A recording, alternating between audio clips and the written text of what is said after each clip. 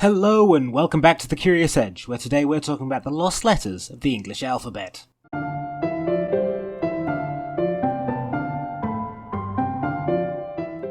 Lost letters? What am I talking about? Surely these are the 26 letters we've always had.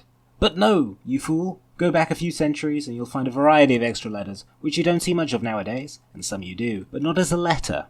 In fact, when one monk called Birdfirth wrote out the alphabet in 1011, it looked like this. So today, we're going to be taking a look at the most interesting lost letters from the English alphabet. And let's start with the most famous lost letter, the Thorn.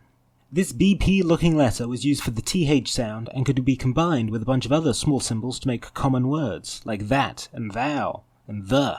But where did this delightful and useful letter go? Well, it started where a lot of problems started in history. Germany. When an invention called the printing press was taking over there, they only made metal casts for the letters they themselves used. And I'm not sure if you're aware of the issue many Germans have with the TH sound. This is the German Coast Guard. We're thinking. What are you thinking about? But it's not actually a sound that's used in the German vocabulary. So, when they got English texts with this strange letter, they didn't have the type for it. So they just substituted in the letter Y. This caused the old pub to become ye old pub, and thou to become you. So that's one letter we don't see too much of these days. Now let's look at another one. This one's called the Win, and it was used for the W sound, before people decided just to stick two U's together instead.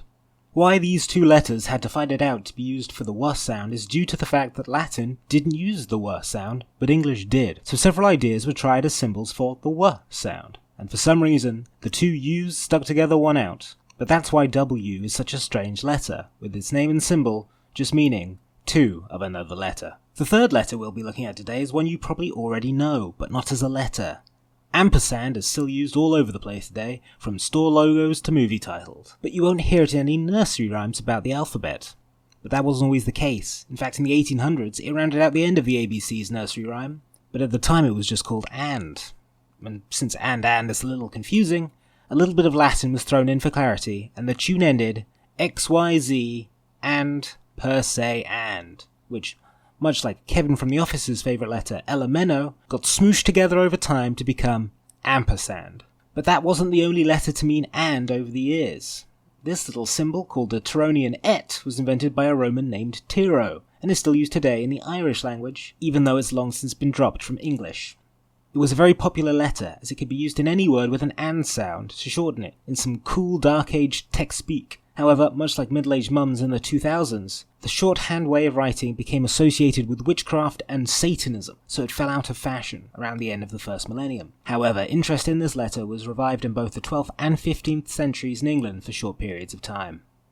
Another duplicate of a sound we've already covered is the letter F, which also makes a TH sound, but not the exact same TH sound as the Thorn, as while the Thorn can be used for both a voiced and unvoiced TH, F can only be used for the voiced TH sound. God, I can see why we stopped using this confusing letter, and for some reason, you can still find this letter alive and well today in Iceland. As well as the F, there were some other fairly redundant letters as well, like the long S, which was just a long and confusing way of using the letter S, with a large number of rules which dictated when to use it.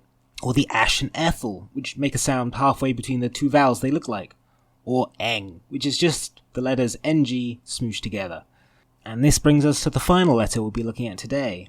The 3? No, that's a Yog, used to symbolize the two sounds of either Y or GH sound, which is where it gets its name. Strangely, it fell out of use not because it looked too much like a 3, but too much like a fancy Z.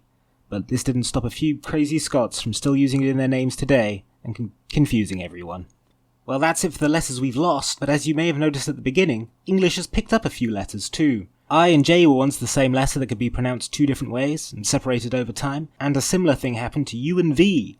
And of course, W, we've already discussed with the Win.